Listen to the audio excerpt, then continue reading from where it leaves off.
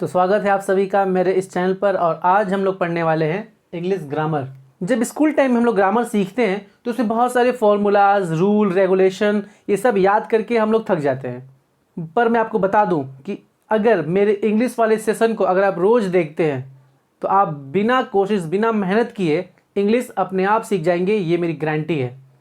तो बिना time waste किए चलिए आगे बढ़ते हैं।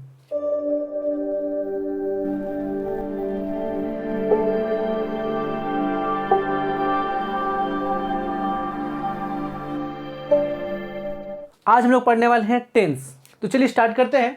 टेंस तीन तरह का होता है। एक होता है पास्ट, ये है प्रेजेंट, और एक होता है फ्यूचर। स्टार्टिंग में अगर आप थोड़ी सी कोशिश कर लेंगे तो आपका ब्रेन ऑटोमेटिक ट्रेंड हो जाएगा। आप ऑटोमेटिक इंग्लिश लिख पाएंगे, बोल पाएंगे। यानी पहले सिंपल पढ़ेंगे, simple present, simple past and simple future, ये पढ़ेंगे। फिर कंटिन्यूअस, फिर परफेक्ट, फिर परफेक्ट कंटिन्यूअस पढ़ेंगे। चलिए शुरू करते हैं पहले सिंपल से। ये present simple, past simple, future simple. तो देख लेते हैं इसका फॉर्मूला पहले। आप मेरे इंग्लिश ग्रामर के सेशन को रेगुलरली वॉच कीजिए और आपको बिना मेहनत किए ये ऑटोमेटिक याद हो जाएगा। ये फॉर्मूला है सब्जेक्ट V1 V5 ऑब्जेक्ट। आई बटन पे क्लिक कीजिए और V1 V5 क्या है आपको पता चल जाएगा। देख लीजिए, ये V1 V2 V3 V4 V5। Verb मतलब होता है क्रिया, कोई भी काम। मैं पढ़ा रहा हूँ, ये भी एक वर्ब है। आई एम टीचिंग, तो कोई भी काम होता है वर्ब। तो V फॉर वर्ब होता है, ठीक है, मैंने V लिखा है शॉर्ट में। तो V1 जैसे मान लीजिए जाना, यहाँ मैंने बहुत ही सिंपल तरीके में बताने की कोशिश की है, इसलिए जाना लेते हैं गो। वर्ब का दूसरा फॉर्म वेंट, ये पास्ट में यूज होता है।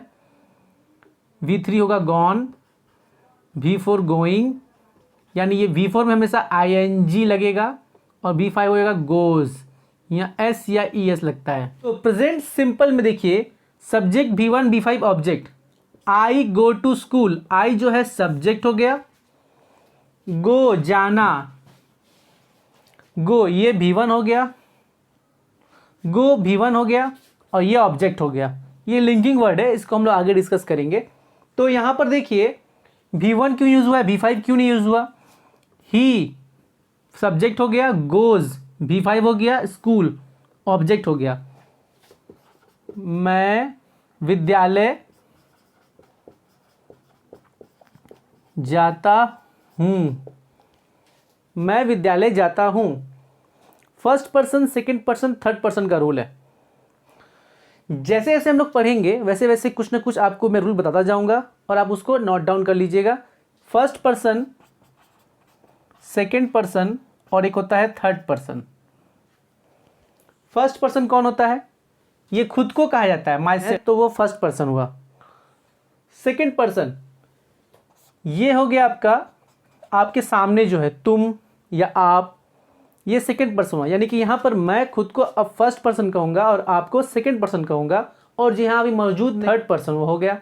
जैसे वो, कोई नाम राहुल, ठीक है, या शी या ही या इट, इस तरह के लोग थर्ड पर्सन हो गए। You second person, I first person. I hope आपको समझ में आ चुका होगा। तो देखिए इन सब में से मैं क्या पढ़ा रहा हूँ, सिंपल पढ़ा रहा हूँ, प्रेजेंट का सिंपल पढ़ा रहा हूँ, ठीक है, फिर पास्ट का सिंपल पढ़ाऊंगा और फिर फ्यूचर का सिंपल पढ़ाऊंगा, ठीक। तो यहाँ देखिए प्रेजेंट का सिंपल था, ये एकदम सिंपल फॉर्मूला है। ये थर्ड पर्सन जहाँ आएगा उसमें लग जाएगा और ये फर्स्ट पर्सन में लगता है। क्वेश्चन है सेकंड पर्सन में क्या लगेगा, तो सेकंड पर्सन में भी V1 लगेगा। यानी कि सेकंड पर्सन जब आएगा यू तो भी V1 लगता है, यू गो टू स्कूल। अब अपने किसी फ्रेंड से पूछें कि मैं जाता हूं, सिर्फ सिंपल मैं जाता हूं का इंग्लिश क्या होगा,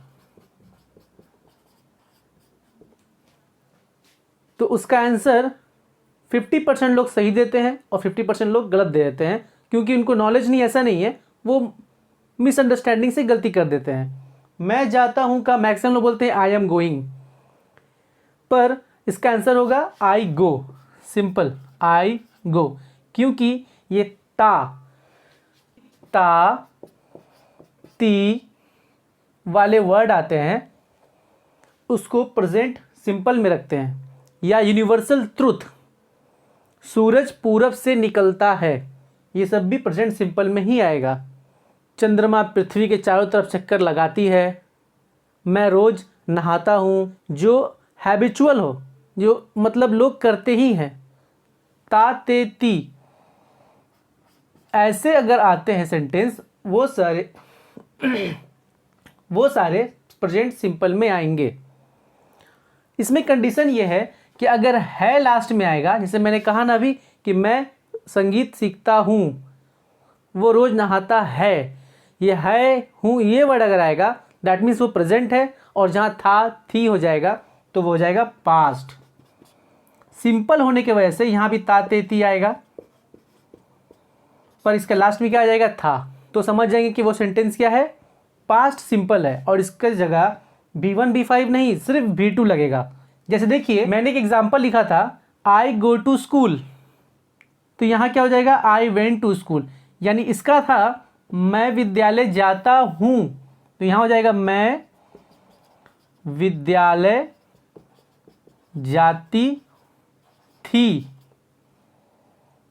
या था, अगर मेल है तो था, ठीक है या, और गो का जगह वेंट हो गया।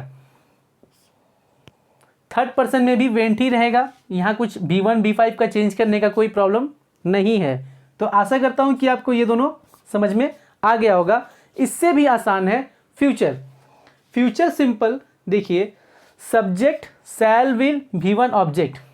अब एक गोल्डन रूल क्या बोलता है कि अगर शैल विल आया है तो शैल विल के साथ हमेशा V1 ही लगेगा।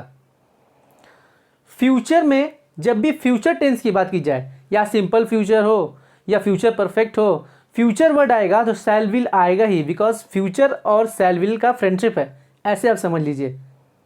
और शैल विल आया तो V1 आएगा ही, शैल विल के साथ V1 आना ही है। जिस तरह फ्यूचर के साथ शैल विल का फ्रेंडशिप है, उस तरह शैल विल के साथ V1 का फ्रेंडशिप है। तो ये जो आप चार्ट देख रहे हैं अपने स्क्रीन पर, इसको ध्यान दीजिएगा। तो देखिए यहाँ पे subject shell will plus V1 object, तो आई के साथ शैल लगता है, बोलचाल की भाषा में हम लोग विल यूज़ कर लेते हैं। तो देखिए सेम इसी सेंटेंस को मैंने कन्वर्ट किया है फ्यूचर सिंपल में। I shall go to school, first person के साथ, यानी सिर्फ आई के साथ ही शैल लगेगा। ही हो या यू हो या फिर कोई नेम हो, उसके साथ विल लगता है। He will go to school या you will go to school, या नाम मतलब Rahul, Rohit will go to school. यहाँ देखिए शैल विल गो ये वर्ब का पहला है, बाकी जो स्कूल है वो क्या है, ऑब्जेक्ट है।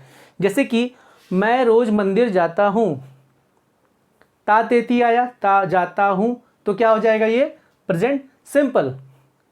आई गो टू टेम्पल, रोज का everyday, I go to temple everyday. रोज बाजार जाता था, तो क्या हो जाएगा I went to market everyday. Last में आप अदर वर्ड लगा सकते हैं। तो फ्यूचर सिंपल में ध्यान दीजिएगा गा गे गी ये आता है, ऐसे करके गा गे गी फ्यूचर सिंपल में लगता है। सिंपल V1 लगाना है और सेंटेंस बना देना है। तो आई होप आपको समझ में आ गया होगा। तो चलिए बढ़ते हैं नेक्स्ट की तरफ।